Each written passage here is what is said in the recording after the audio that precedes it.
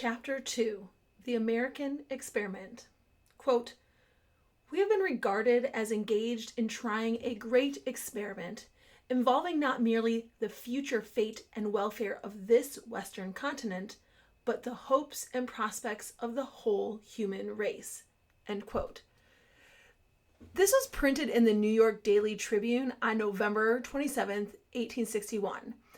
And something I don't mention in the book is that this statement was made near the beginning of the United States Civil War. But it was not necessarily about the deep division the country was experiencing at that time. But it could have been commentary on federalism itself. In place of democracy, as I said earlier, we should understand that the United States was designed to be a constitutional, federal republic. And each word in that nomenclature is important. What was at stake in 1861 was the survival of the system that appeared to be at risk due to one of the concepts represented by those words, that of federalism, that word federal. But what is or was this great experiment that the New York Daily Tribune was talking about? Why was it considered an experiment? And why were the hopes and prospects of the whole human race dependent upon whether or not the experiment could succeed?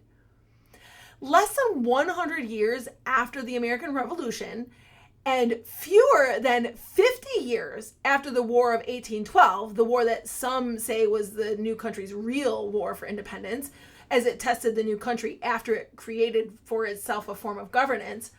And I know I'm digressing here, but less than 100 years after the American Revolution and fewer than 50 years after the War of 1812, the United States was faced with another test of its values and design. But why was it so important to not just the United States itself, but for the whole of the human race? The new country became a beacon of freedom around the world very quickly.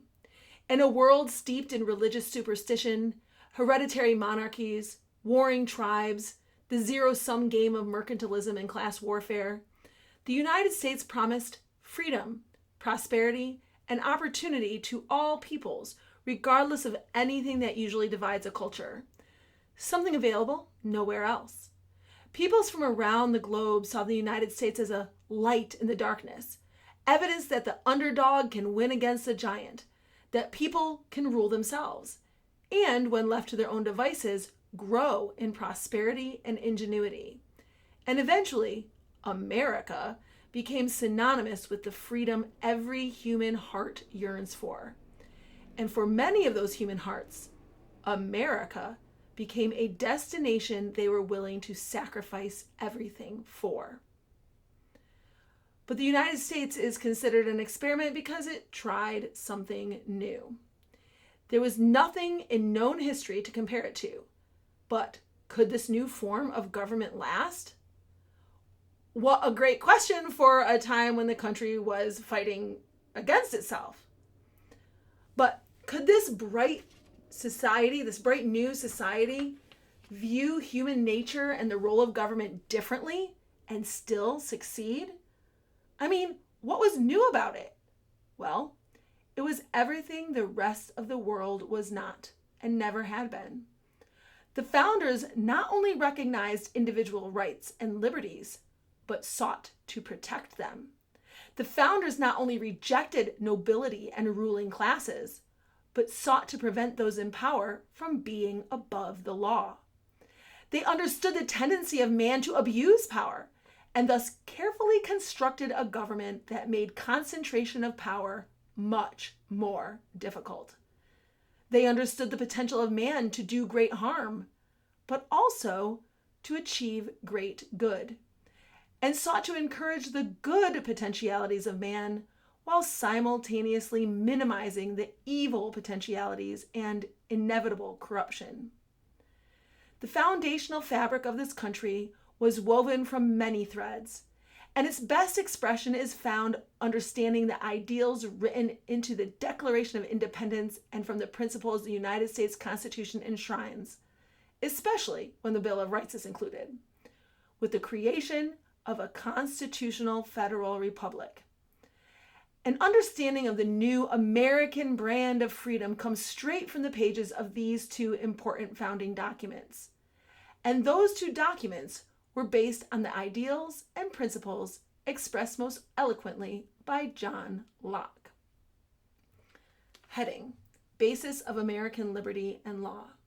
So, what exactly is the basis of American liberty and law?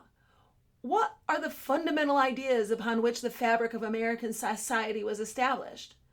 Where did our founders come up with these ideas? What was the framework of the loom upon which the fabric was woven? This is what part one of the Unraveling seeks to provide to the reader. This is what I'm trying to do in part one. To the lessons you thought you learned, lessons that maybe you need to be reminded of. I think all Americans need to be reminded of.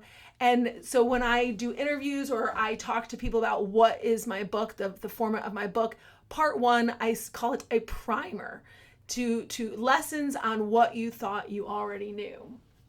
The most recognizable sentence in the Declaration's preamble, quote, "We hold these truths to be self-evident, that all men are created equal, that they are endowed by their Creator with certain unalienable rights, that among these are life, liberty, and the pursuit of happiness," end quote.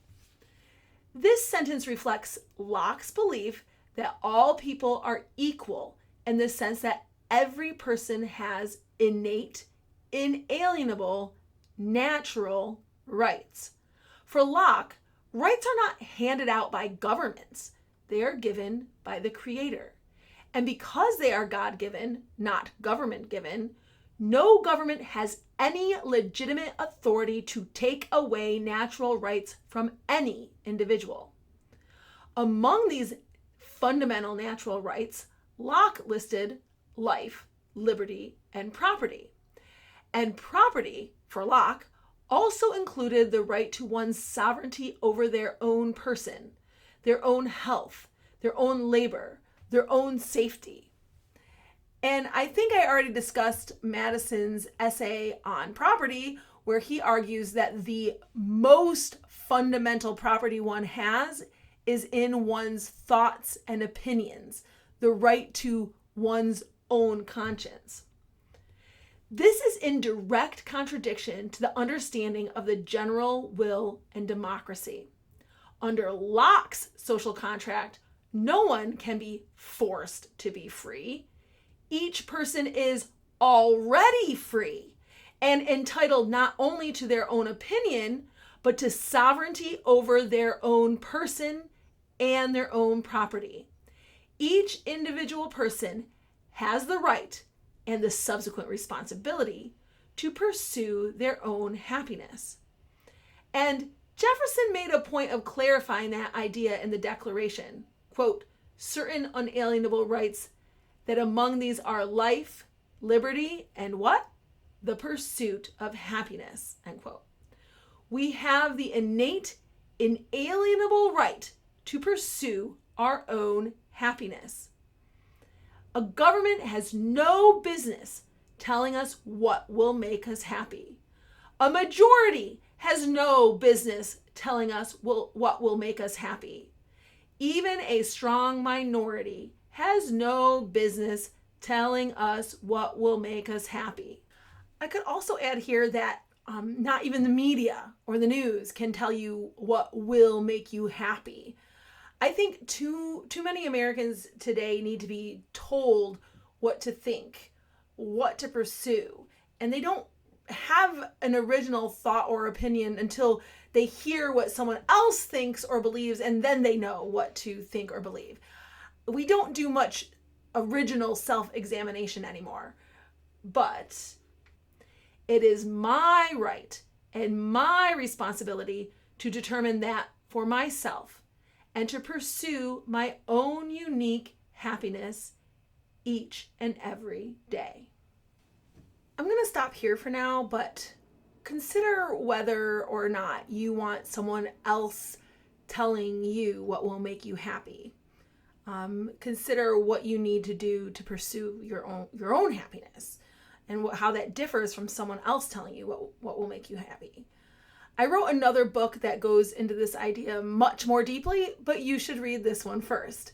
Because the other question I would have you consider at this point is, do you think you know better what will make your neighbor happy than they do? Do you think you need to be on the side that's dictating happiness for everyone? Are you one of these people that the desperation is real? Have you been thinking about that since last time? And one more question for people listening. Have you ever thought about intentionally pursuing your own happiness, deciding what that would be for you, and then trying to map out how you are going to achieve it? What would it take to intentionally pursue your own happiness? Something I come back to in a little bit in the book is the idea of responsibility being part and parcel with liberty. But have you ever intentionally taken responsibility for your own happiness? And what does that look like?